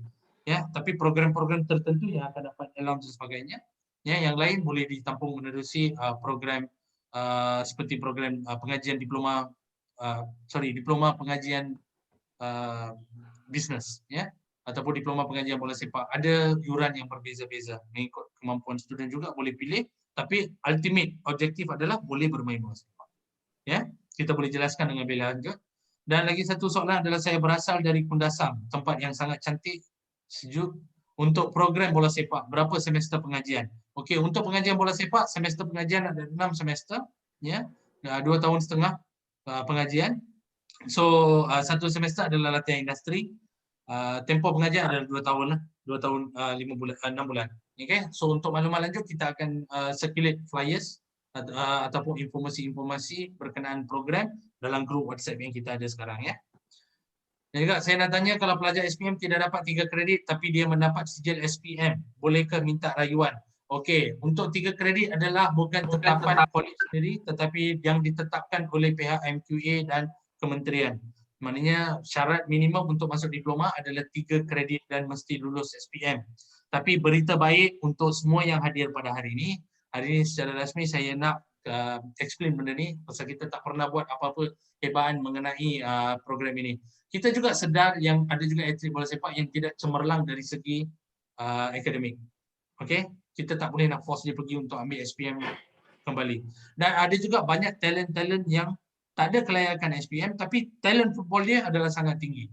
So Cyberlinks telah mengambil inisiatif untuk mewujudkan sijil kemahiran Malaysia dalam bidang pentadbiran pejabat, ya, Office Administration SKM tahap 3. Sijil kemahiran tahap 3 adalah pengajian selama setahun.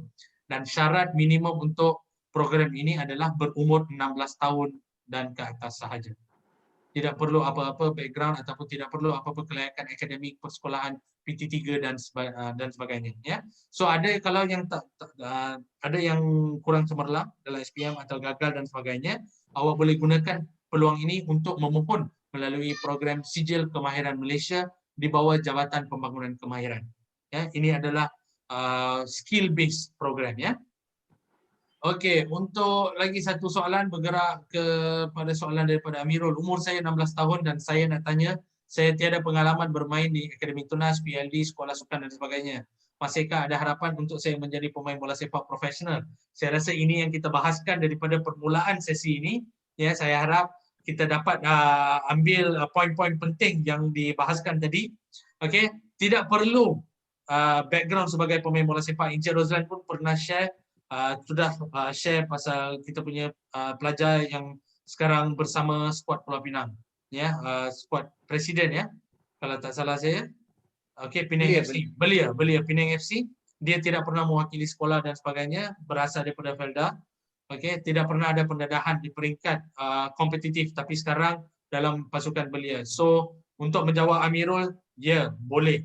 Ya, tiada masalah. Kita akan cuba buat yang terbaik, tapi dua benda yang Encik Rozlan ketengahkan tadi, keperluan dan kemahuan. Keperluan kita boleh sediakan, kita boleh tunjuk ajar, dan kemahuan balik kepada masing-masing. Dan juga apa yang Coach Asmawi cakap tadi, poin 1D dan 5S. Saya rasa 1D dan 5S ni saya akan bahaskan sepenuh sepanjang hayat saya rasa selepas ini. Sesuatu yang sangat efektif untuk pembentukan player sebagai pemain profesional. Ya. Daripada Udin Cristiano Ronaldo. Ya. Saya ada soalan, selepas menamatkan pengajian di College Cyberlink, college ini ada buat tak jaminan untuk memberi pekerjaan kepada pelajar setelah habis belajar. Okey, kita tak dapat berikan jaminan untuk pekerjaan dari segi, pasal kita bukan majikan ya. Tapi kita ada satu lagi tawaran hebat yang mana kolej-kolej lain tak boleh buat. Selepas pengajian, katakan dalam tempoh 6 bulan. Pasal 6 bulan, lepas 6 bulan kena mula bayar yuran pengajian PTPTN, betul? So, untuk tempoh 6 bulan, kalau gagal mendapatkan pekerjaan, pihak Cyberlink akan mengambil inisiatif untuk mula membayar pinjaman PTPTN kamu. Tertakluk kepada terma dan syarat, boleh tengok skrin ke atas tu tengah recording. Benda ni juga akan keluar dalam YouTube dan sebagainya. So, ambil statement saya, kalau dalam 6 bulan tak dapat kerja, tapi kena minimum meet ada terma dan syarat tertentu yang kena dipenuhi, kalau tak dapat kerja, kami akan start bayar PTPTN kamu sampai kamu dapat kerja. Ya, sampai dapat kerja ya, bukan selama-lamanya, sampai dapat kerja. Dan juga satu soalan lagi yang saya dapat daripada seminar, saya dah jalankan 2 seminar dari pagi tadi. Ada satu soalan yang mereka tanya, PTPTN membebankan saya. Kenapa saya perlu berhutang sebelum memulakan alam pekerjaan? Okey, kita kena ambil iktibar ya. Saya bagi satu contoh. Yang mana kita consider hutang? Adakah selepas mula bekerja kita beli Axia atau Myvi dengan installment bulanan sebagai hutang?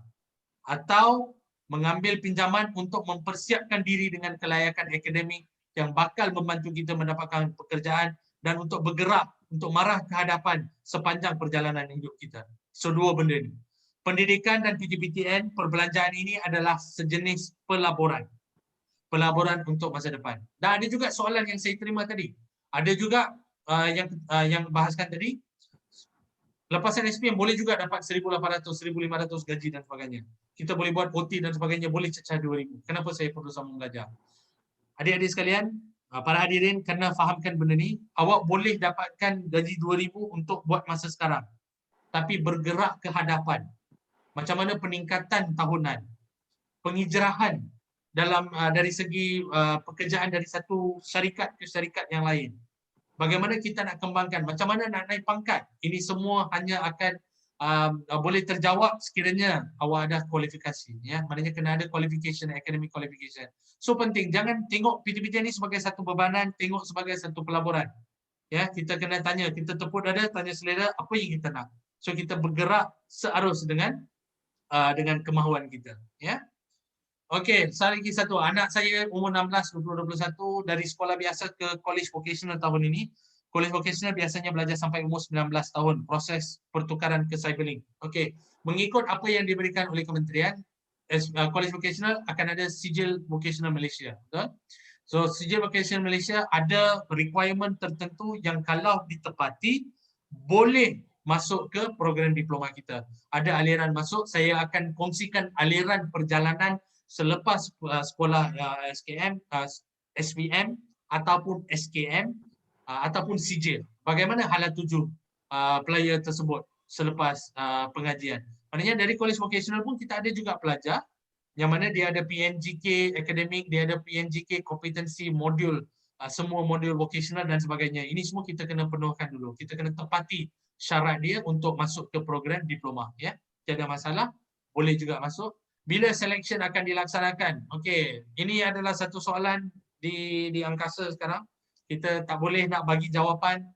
Selection, syukur kita dapat jalankan selection untuk M3 sebelum kita punya lockdown hari itu.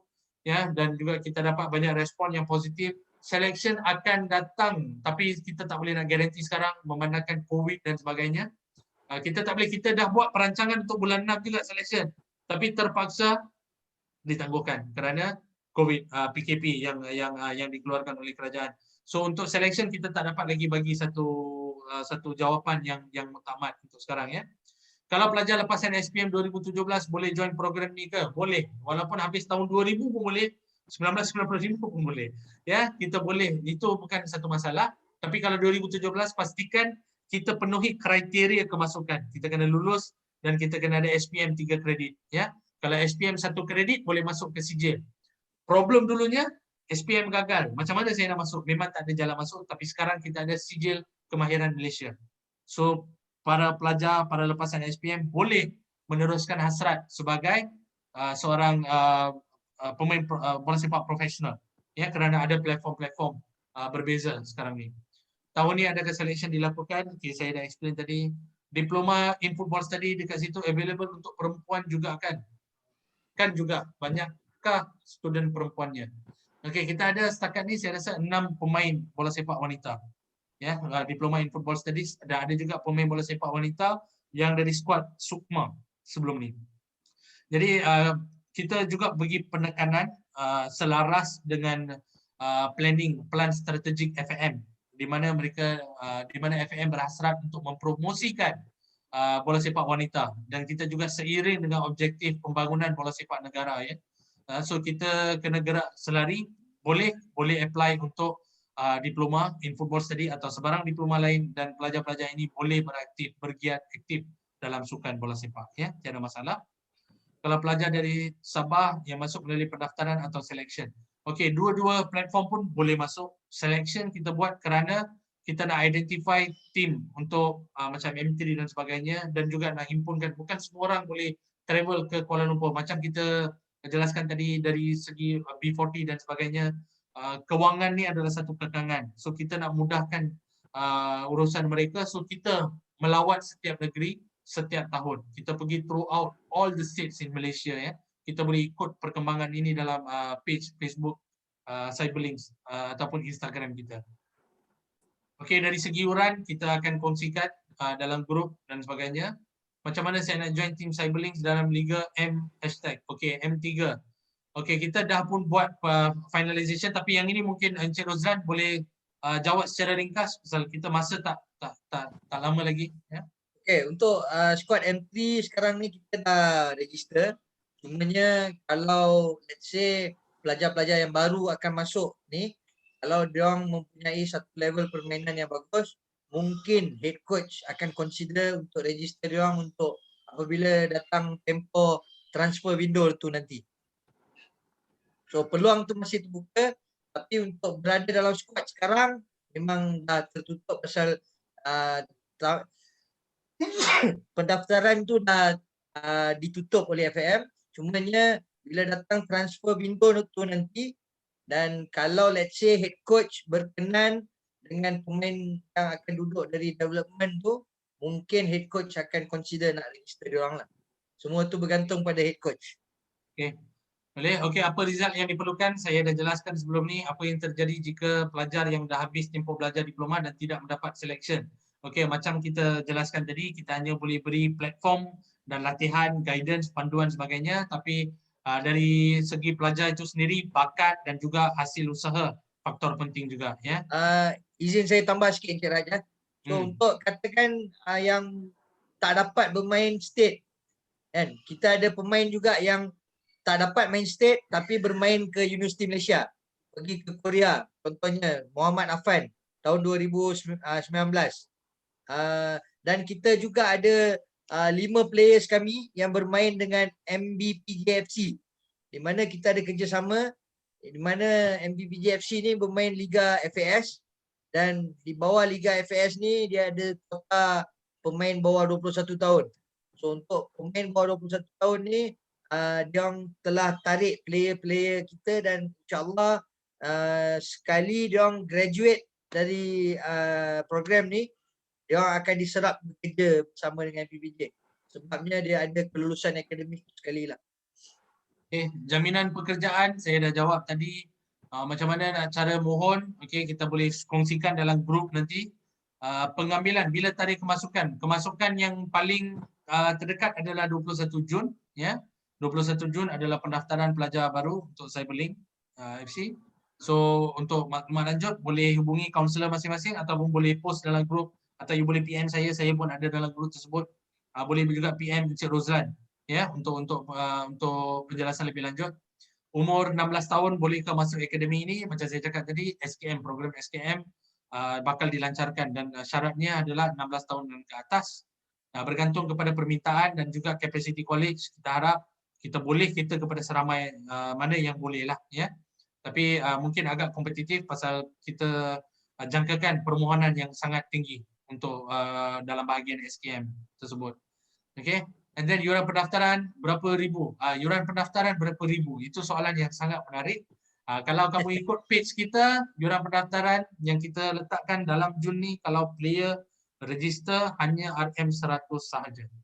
RM100 sahaja yang kita akan waive potong balik RM500 pendaftaran, dan juga dia dapat banyak package lain seperti Samsung tablet percuma untuk membantu pengajian. Pasal macam kita cakap tadi, pelajar dari kategori B40 tak ada kemampuan untuk tablet, kita akan bagi Samsung Tab secara percuma. Untuk player dari Sabah, tiket penerbangan juga ditaja secara percuma. Program pelajar atlet diberikan secara percuma. Hanya pengajian saja yang akan ditanggung sepenuhnya melalui PTPTN, ya. Dan juga ini semua hanya dalam RM100 sahaja. Ini adalah untuk charges pengurusan dan sebagainya, RM100, tapi ini hanya terhad sehingga Jun sahaja. So selepas Jun kita akan balik ke normal pendaftaran fee sebenarnya RM600. So kalau nak semua benefit ini, harap boleh buat keputusan dan masuk secepat mungkin dalam pendaftaran yang akan datang ni. Okey, macam mana nak mohon? Okey, saya dah kongsikan tadi. Okey, ada lagi 13 soalan. Encik Zamri, kita akan bagi ruang untuk 2 soalan lagi daripada Encik Zamri. Saya just glance through terus apa soalan lain. Okey, M3 Presiden sendiri pergi atau coach yang suggest, kita dah jawab tadi. College ini ada kemahiran tak dan ada allowance tak? Sudah dijelaskan tadi. Tanpa selection masih boleh masuk akademi, sudah dijelaskan. Diploma kepolisan dan penyiasatan selepas tamat pengajian, adakah saya akan dapat kerja terus? Okey, ini adalah satu persoalan yang sangat-sangat hangat dengan Cyberlink. Okey, bila kita bagi platform diploma kepolisan. Kita buat diploma apa sekalipun, tak ada siapa yang boleh garanti, kerana hanya seorang boleh garanti, iaitu Polis Diraja Malaysia. So kalau ada college yang menjanjikan diploma kepolisan penyiasatan, diploma penguatkuasaan undang-undang, dan dia gunakan taktik yang tidak begitu sihat untuk menjamin pekerja polis, maknanya itu adalah hebahan yang salah. Ya, saya nak tekankan di sini, tiada siapa yang boleh confirmkan kerja kerajaan. Menteri sendiri tak boleh bagi jaminan awak boleh masuk kerja dengan kerajaan. Kita hanya boleh persiapkan diri dengan segala kualifikasi yang ada dan masuk secara formal, daftar secara normal dan ikuti proses yang normal. Tiada college yang boleh bagi kemasukan terus ke mana-mana agensi, badan-badan beruniform. Mohon ambil iktibar daripada ni. Okey, 2 kredit tapi sejarah gagal, matematik gagal. Okey, tak dapat sijil. Saya dah jelaskan tadi, SKM ada, boleh masuk. Kalau masuk college ni akan terus ke institusi atau belajar di rumah. Sedangkan sekarang kita dalam peringkat PKP, memang kena duduk rumah, jangan keluar mana-mana. Ya. Okey, dalam tempoh PKP memang dari rumah secara online. Yang mana ada dekat kampus still secara online pembelajaran mereka. PDPR dijalankan masa sekarang. Ya, semua pelajar kita sedang menjalani pembelajaran melalui atas talian, ya, dan menggunakan Samsung tablet yang diberikan bila mereka mendaftar awal, ya. Okey, Encik Zamri, saya buka kembali ruang untuk 2 soalan tuan. Sorry Mr. Rash. No problem tuan. Okay. First thing I nak tanya, Mr. Rash ni sebagai apa dekat sini? Itu yang satu. mana? You sebagai apa dekat organisasi Cyberlink? Okay. Yang kedua, I nak tanya, Cyberlink ni own by siapa? Sebab I tengok kalau PTPTN tak bayar pun, so Cyberlink akan tolong bayarkan sampai dapat kerja. So boleh tak I nak tahu siapa owner for Cyberlink? Dan yang ketiga tadi yang macam Coach Asmawi cakap tadi, maksudnya student masih lagi sentiasa diberi latihan dekat sana. So dalam keadaan PKP ni, student kena, kalau kita register selepas 21 bulan, adakah student kena mendaftar dekat Cyberlink ke ataupun macam mana? Online learning. Okey. Proses. Untuk menjawab soalan tu, untuk buat masa sekarang online learning yang akan ambil ni, pasal kita tak boleh bawa masuk student ke sini dulu. So dia akan daftar dulu, kita akan proses semua pendaftaran dia, bagi akses sebagai student dan sebagainya, dan mereka akan mulakan pembelajaran dari rumah lah, daripada atas talian. Itu dia punya ni. Barisan siapa pemilik college ni adalah dimiliki oleh Datuk Nathan. Datuk Nathan, dan juga saya nanti akan share satu corporate profile kita. Dalam corporate profile tu kita akan nampak siapa barisan pengarah kita dan juga barisan chairman kita. Pengurusi college ini adalah Datuk Seri Irwan Tahir. Kalau ada yang kenal, Datuk Seri Irwan Tahir adalah seorang ahli korporat yang terkemuka di Malaysia. Dia juga ada page Facebook dan sebagainya. Boleh search siapa Datuk Seri Irwan sebenarnya. Dan juga kita ada Laksamana Tun Admiral yang juga menjadi salah seorang pengarah kita. Chairman untuk governance, Board of Governors, dan juga bekas ketua polis bahagian jenayah juga adalah merupakan salah seorang pengarah kita. So saya akan kongsikan corporate profile dalam kita punya group WhatsApp nanti. Encik Zamri ada dekat situ kan, dan yang lain boleh juga nampak background kita, boleh faham lebih lanjut dengan apa yang kita sedang lakukan sekarang. Ya, Encik Zamri. Dan soalan pertama tadi, siapa saya? Mr. Raj. Saya seorang insan biasa di Cyberlink. Saya adalah Vice President untuk Strategic Planning dan Marketing. Saya juga salah seorang penggiat aktif dalam program pelajar atlet. Saya juga ada Facebook page saya. Saya akan share saya punya link. So Encik Zamri boleh juga pergi dan tengok apa yang saya cuba preach untuk 2 tahun yang lepas.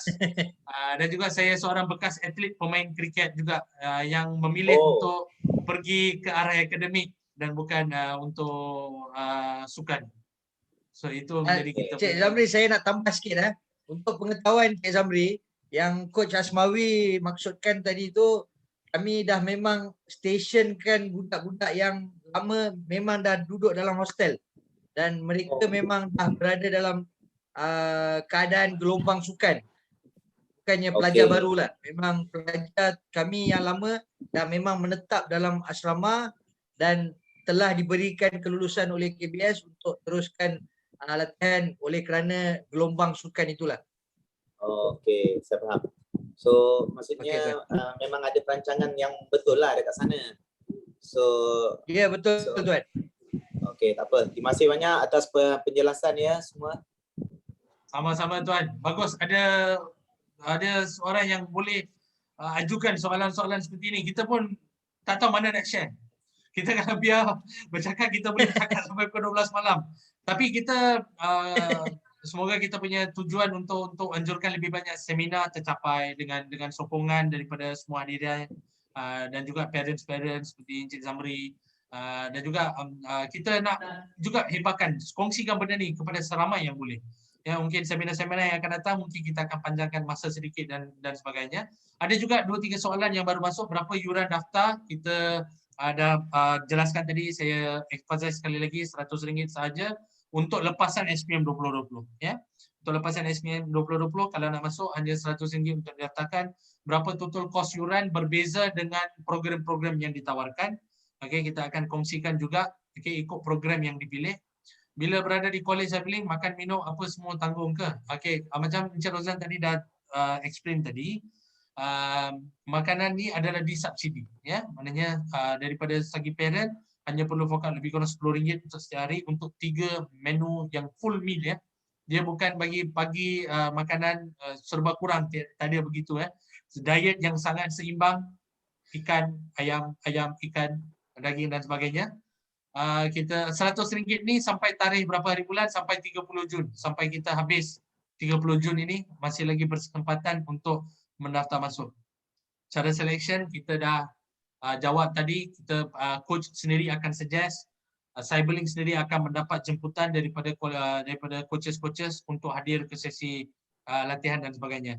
Dan of course satu lagi yang saya nak tambah dekat sini, semua monitoring kita, performance analysis kita, tak lama lagi kita akan kongsikan gambar-gambar yang baru dia siap editing, di mana kita menggunakan device dari US, dia dipanggil StatSpot.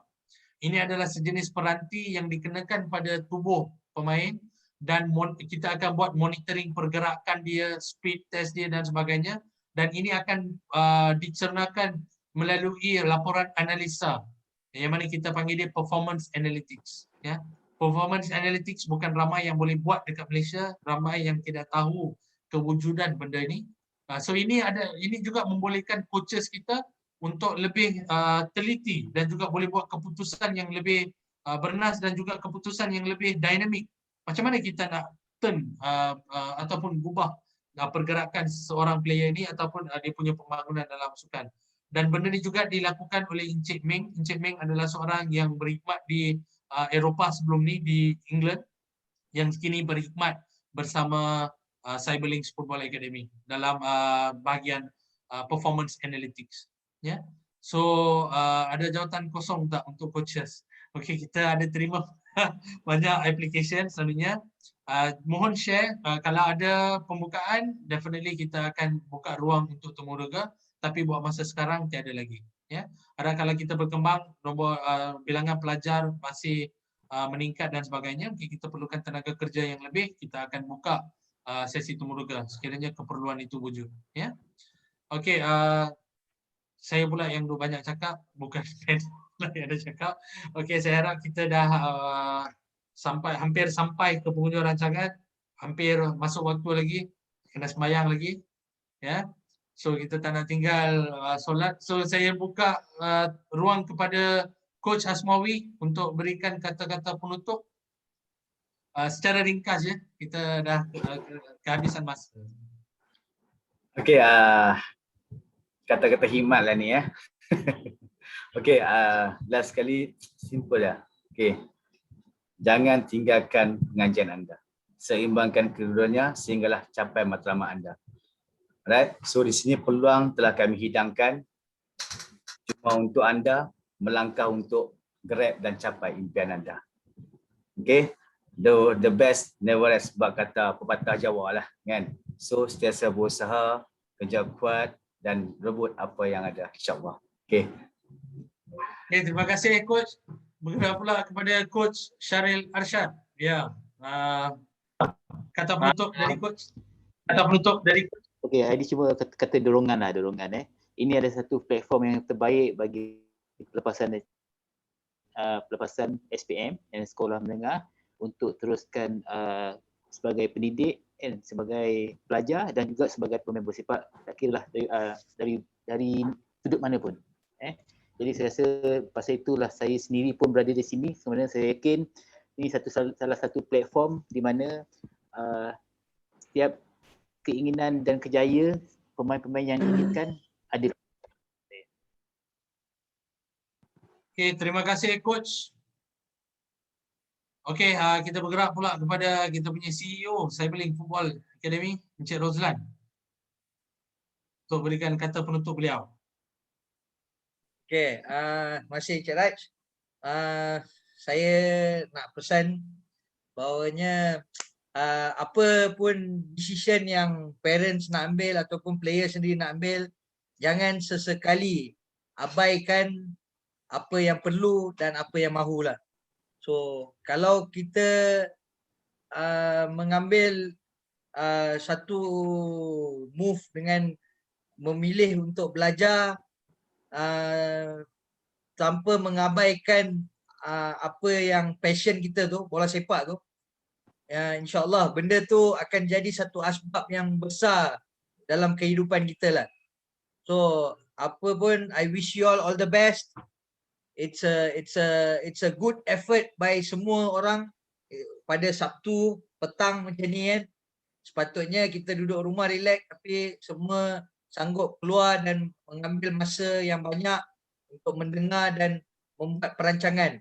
So saya berharap semua membuat satu perancangan yang sebaik mungkin, dan kepada pelajar-pelajar di luar sana, saya sarankan apa jua yang berada dalam fikiran kita tu, cuba cari jalan yang terbaik untuk sampaikan kepada parents kita. Bagi tahu, kadang parents ni tak nampak impian kita tu apa. So kalau kita betul-betul nak jadi player, kita betul-betul hargakan satu peluang platform untuk tonjolkan bakat yang kita ada. Pastikan kita tahu apa yang kita mahu, first of all. Nombor dua, kita kena cari jalan untuk meyakinkan parents kita yang itu adalah yang kita mahu. So I wish you all the best. Thank you. Okey, terima kasih Encik Rozlan. Okey, saya juga ingin mengucapkan terima kasih sekali lagi kerana sudi hadir untuk sesi pada petang ni. Dan juga terima kasih kepada Coach Hasmawi, Coach Syaril dan juga Encik Rozlan yang sudi meluangkan masa, pengalaman dan pendapat masing-masing dalam menentukan hala tuju selepas SPM. Dan kita juga akan berkongsikan satu link untuk dua link. Satu adalah link pendaftaran untuk seminar-seminar yang akan datang. Awak boleh juga kekal stay dalam grup untuk kita hebarkan seminar-seminar yang akan datang. Semua seminar ini hanya akan menambah pengetahuan kita. So kalau kita nak belajar, kita nak persiapkan diri kita dengan perkara-perkara yang penting, kita boleh je masuk untuk berdaftar untuk series ini. Saya tak boleh nak jelaskan satu-satu series, kita akan share link ini tersebut, ada dalam chat box, akan juga dikongsikan dalam grup WhatsApp. So kita boleh daftar untuk selami setiap industri secara lebih terperinci. Mohon sharekan juga kepada kenalan-kenalan, saudara, family dan sebagainya. Okay? Dan juga ada satu feedback form, minta kerjasama semua untuk berikan feedback, okay, maklum balas terhadap event yang kita ada pada petang ni. Harap daripada feedback yang kami terima, harap daripada maklum balas yang kami terima, kami dapat memperbetulkan sekiranya ada sebarang kekurangan ataupun boleh further improve for our future events lah. Ya. Okey, dengan itu saya rasa setakat itu saja. Kita akan berpisah pada 7.14 ya petang. Semoga kita berjumpa lagi, dan juga saya mohon 10 jari memohon maaf sekiranya ada apa-apa yang tersalah cakap, tersasul ataupun telah mengguris perasaan anda. Tiada apa yang saya intentionally, okay, tiada tujuan tertentu. Okey, itu saja, kita akan tamatkan sesi kita sebentar lagi. Terima kasih. See you all again. Bye-bye.